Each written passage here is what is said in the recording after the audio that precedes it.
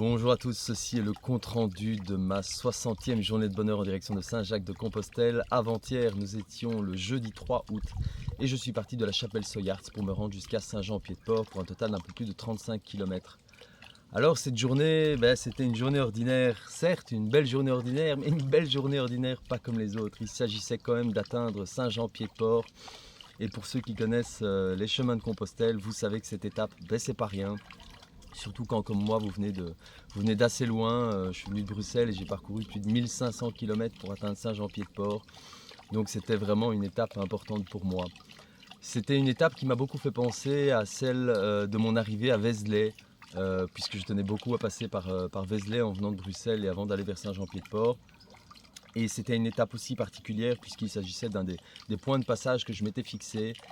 Et à l'instar de cette marche pour Vézelay, partir de ma colline pour atteindre Saint-Jean-Pied-de-Port, comment dire, je suis parti d'un pas léger, le sourire aux lèvres, comme d'habitude, mais peut-être avec une petite touche de bonheur supplémentaire, tellement j'attachais de l'importance à cette fameuse étape.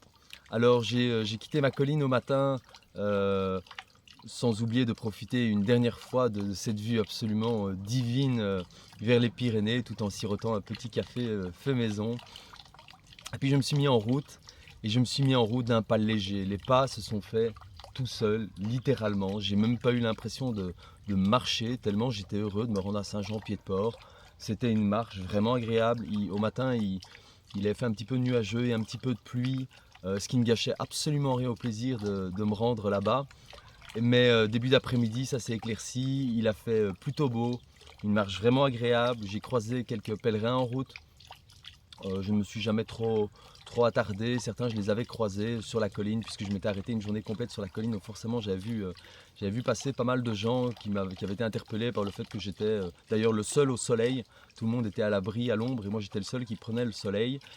Puis il y avait le chariot, il y avait la tente, donc tout le monde se demandait pourquoi j'avais une tente qui était posée à 12h30. Les gens se demandaient pourquoi est-ce que j'arrêtais déjà de marcher à 12h30. Eh ben non, j'avais pris une journée de contemplation en haut de la colline. Donc en marchant vers Saint-Jean-Pied-de-Port, j'ai croisé quelques pèlerins que j'avais croisés sur la colline. Mais bon, j'ai continué ma route à mon rythme. Et alors il y a un événement assez amusant, je trouve, que je vais vous raconter. Mais avant que je vous le raconte, vous devez savoir quelque chose que je ne vous ai pas raconté il y a quelques jours de ça, je pense qu'il y a 5-6 jours de ça. Pendant une de mes marches, j'avais traversé un village et pendant que je marchais, il y a un chien qui avait commencé à me suivre. Alors au début, je ne m'étais pas trop inquiété, bon, c'était juste un chien bien sympathique qui commençait à marcher avec moi. Le chien m'a suivi sur 2-3 km quand même. Et là, je commençais à me poser des questions. Alors je ne suis pas un expert en chien, mais je trouvais ça bizarre qu'il marche aussi loin de chez lui. Puis pour finir, il a rencontré un compagnon en route, il s'est arrêté, je ne l'ai plus vu. Bon, ça c'est juste la petite parenthèse. Ensuite, sur la journée du jeudi 3 où je me rendais à Saint-Jean-Pied-de-Port, je dirais début d'après-midi, je me suis égaré du chemin. En fait, il s'est passé que j'étais sur le chemin et au loin, je voyais une colline à passer, une route en zigzag qui montait avec un angle vraiment pentu. Et j'étais tellement focalisé sur cette pente en me disant je vais l'attaquer, chouette, un petit dénivelé, ça va me préparer pour la montée de Roncevaux. J'étais tellement excité par l'idée d'escalader cette route que j'ai pas vu un signe qui tournait avant et qui passait par un passage un petit peu moins abrupt. Du coup, j'ai passé cette grosse montée avec beaucoup de plaisir, mais quelques kilomètres plus loin, je me suis rendu compte que j'étais pas exactement sur le chemin. J'en étais pas loin, je regardais toujours ma boussole pour voir vers où j'allais, je fais ça toujours, mais j'étais plus sur le chemin. Et à un moment, j'étais un petit peu perdu, pas complètement perdu, mais je ne savais pas où était le chemin de Compostelle. Et près d'un bois, j'ai vu un chien. Et comme je suis tout seul tout le temps, moi je parle à tout le monde, je parle aux animaux tout le temps. Et j'ai regardé le chien et je lui ai dit, dis, tu sais pas où c'est le chemin de Compostelle? Et si vous voulez, c'était une sorte de Y, une patte doigt devant moi. Et je ne savais pas si je devais aller à gauche ou à droite. Et le chien a tourné à gauche. Alors comme je suis joueur et que j'ai confiance, même une foi absolue en le chemin, j'ai suivi le chien. Et il a commencé à courir. Et je l'ai suivi. Et puis à un moment, il y avait une chaussée. Alors j'étais très étonné de le voir traverser la chaussée, mais il a traversé la chaussée. puisqu'il y avait des voitures, hein, il a attendu le bon moment, il a traversé la chaussée, je l'ai suivi. Qu'est-ce que je vois? Les signes du chemin de Compostelle, il m'avait amené sur le chemin. Je l'ai remercié. Alors, mon anecdote ne s'arrête pas du tout là. Il se trouve que depuis cet événement, ce chien a continué à me suivre. Je dirais même me montrer le chemin presque, puisque c'était assez rare qu'il se trompait de direction. Il a commencé à me suivre. Et j'avais beau lui dire de ne pas me suivre, visiblement je m'y prenais très mal. Bon, j'ai appris par la suite qu'il y avait des techniques pour repousser les chiens, mais moi je viens de Bruxelles. À Bruxelles, ça n'arrive pas que vous marchiez en rue, qu'un chien se mette à vous suivre. Et donc je ne connais pas du tout la procédure, j'ai envie de dire, pour entre guillemets se débarrasser d'un chien un peu trop collant. Généralement, je me méfie plus des chiens qui pourraient être agressifs. Les chiens qui sont gentils comme tout, ben, je m'en méfie pas du tout. Quoi qu'il en soit, ce chien a continué à me suivre. Et puis ça devenait inquiétant parce qu'il m'a suivi pendant des kilomètres. Alors ça devenait inquiétant, en soi le chien était adorable. Moi je m'inquiétais plus pour lui, comment il va rentrer chez lui, est-ce qu'il sait où il va, est-ce qu'il était déjà perdu, je ne savais pas ce qu'il allait faire. Eh bien ce chien m'a suivi quasiment jusqu'à Saint-Jean-Pied-de-Port.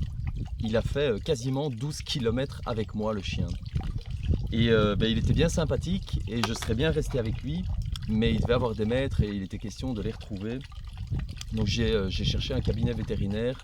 Et j'ai trouvé à peu près à 2 km, 2 km et demi hors chemin, un cabinet vétérinaire qui m'a permis de les contacter d'abord par téléphone pour savoir s'il saurait scanner le chien pour essayer de voir s'il a une puce et s'il y a moyen de retrouver ses maîtres. Et c'est ce que j'ai fait, donc je me suis rendu là-bas et ils l'ont scanné, ils ont trouvé la puce, ils ont contacté le maître. Petite anecdote dans l'anecdote, c'est que ce matin j'ai croisé des gens qui m'avaient vu avec le chien. Et on a reparlé de l'histoire et ils m'ont dit qu'ils avaient vu le maître qui s'était arrêté près d'eux pour demander sa route pour chercher le cabinet vétérinaire où il allait rechercher son chien. Donc ça s'est probablement très bien passé pour ce chien. Il a marché 12 km et demi, 12 km avec moi après m'avoir montré le chemin pour retourner sur le chemin de Compostelle. Et puis il a pu retrouver son maître. Voilà, fin de l'anecdote avec le chien. Une fois que j'ai déposé le chien au cabinet vétérinaire, je suis reparti là déjà tranquille. Je ne l'ai pas dit, mais le cabinet c'était même plus une petite clinique. On aurait dit une petite clinique pour enfants, mais pour animaux. Je dis une clinique pour enfants parce que c'est toujours avec plein de jouets, plein de couleurs, très chouette. Et ce cabinet vétérinaire était vraiment, vraiment agréable. Les gens qui y travaillaient avaient l'air sympathiques comme tout. Donc je suis parti de là, l'esprit tranquille de savoir qu'ils allaient bien s'occuper de ce chien. Qui, comme tous les gens que j'ai rencontrés sur le chemin, me laisseront un souvenir impérissable. Et ben, cette fois-ci, mon ami pèlerin, c'était un chien. Donc après l'avoir déposé, il me restait, j'avais fait du hors-piste, donc il me restait 2-3 km pour arriver à Saint-Jean-Pied-de-Port. Je m'y suis rendu, je suis arrivé par la porte Saint-Jacques, d'où j'ai fait au soir la vidéo. Et je suis arrivé dans une petite rue piétonne en plein cœur de Saint-Jean-Pied-de-Port et j'ai descendu cette grande rue noire de monde, noire de touristes, quelques pèlerins par-ci par-là, mais pas tant que ça, vraiment beaucoup de tourisme dans cette ville. J'ai pas fort apprécié le monde, mais bon voilà, c'est comme ça, hein, on n'y peut rien, mais c'est vrai que je vous l'ai déjà dit, hein, les villes et les villages, enfin les villes généralement où il y a le plus de monde, ben, je commence à avoir du mal puisque j'ai passé vraiment beaucoup de temps dans la nature, beaucoup de temps seul. Donc dès que j'arrive dans un endroit où il y a vraiment beaucoup de monde, c'est pas toujours facile. Quoi qu'il en soit, j'ai traversé Saint-Jean-Pied-de-Port. Qu'est-ce que j'ai fait? Ben, j'étais à l'office du tourisme pour chercher mon fameux tampon sur ma crédentiale, comme ça c'était fait. Et ensuite je me suis rendu au camping municipal de Saint-Jean-Pied-de-Port. Et j'ai pris une nuit avec possibilité d'étendre à 2. Je ne savais pas si j'allais rester la journée d'hier là-bas ou pas. J'ai utilisé le pouvoir de l'intuition, encore une fois, mon intuition pour choisir ma place de camping et je ne le regrette pas puisque je suis rentré dans le camping avec possibilité de choisir la place où j'allais mettre ma tente. Et en fait dans le camping, si vous voulez, il y avait deux zones un petit peu différentes, une avec les vacanciers et une avec toutes les petites tentes, tentes de camping, tentes de bivouac plus, puisque Saint-Jean-Pied-de-Port, c'est un passage des pèlerins certes, mais c'est aussi un gros passage de tous les randonneurs qui font des traversées des Pyrénées. Donc dans ce camping au final, j'ai pas rencontré de pèlerins, mais beaucoup de gens qui faisaient des traversées de Pyrénées et d'autres balades. Et donc je me suis dirigé par intuition déjà vers la zone où il y avait évidemment les tentes de bivouac. Et j'ai traversé la moitié du camping en allant dans une direction. Et puis il il y a quelque chose qui m'a dit non, va pas là-bas, retourne en arrière et va plutôt là-bas. Et là-bas, il y avait deux petites tentes et j'étais m'installer à côté de ces tentes-là. Et j'en suis ravi puisque j'ai fait la connaissance de JB et de Pierre. Alors JB était en train de terminer une traversée en solitaire des Pyrénées qu'il a traversé d'est en ouest. Et Pierre est en train de faire un Tour de France, son Tour de France, puisqu'il a préparé son propre itinéraire à vélo. Et il était plus ou moins, lui, à la moitié de son trajet. J'ai fait leur connaissance, on a bien sympathisé, un peu comme toujours. Le soir, on a mangé un petit bout ensemble. Et puis après, tout le monde s'est demandé si on n'irait pas boire un verre ensemble. On est donc sorti du camping. On a été se trouver une petite terrasse, prendre un verre tous ensemble. Comme toujours, des échanges, des discussions merveilleuses. On a passé un très bon moment. J'étais vraiment très heureux de faire leur connaissance. Alors JB, Pierre, si vous voyez la vidéo, j'ai passé un super moment avec vous. C'était vraiment super. Après notre petit verre, bon, on a continué à faire un petit tour de la ville. C'était l'occasion de voir Saint-Jean-Pied-de-Port avec un petit peu moins de monde, qui plus est éclairé le soir. C'était assez sympa.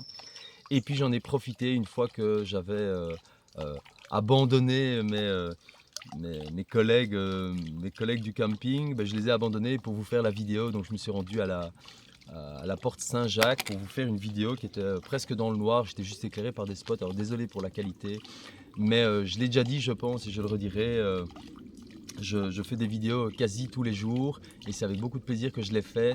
Mais je considère que je dois profiter un maximum de mon chemin. J'étais pas parti pour faire un reportage sur les chemins de Compostelle à la base, et je ne veux certainement pas couper court à des discussions et à des rencontres sur le chemin ou à des moments où je suis vraiment dans l'instant présent pour les vidéos. Alors, ne le prenez pas mal, j'adore le faire, mais pour que je puisse vous faire des vidéos, il faut que je puisse profiter de mon chemin pour avoir des choses à vous partager. Donc ce soir-là, j'ai fait la vidéo un petit peu tard, puisque après le verre et la petite balade, ben, j'ai informé Pierre et JB que j'allais devoir faire ma vidéo du jour, et donc je les ai abandonnés pour cela.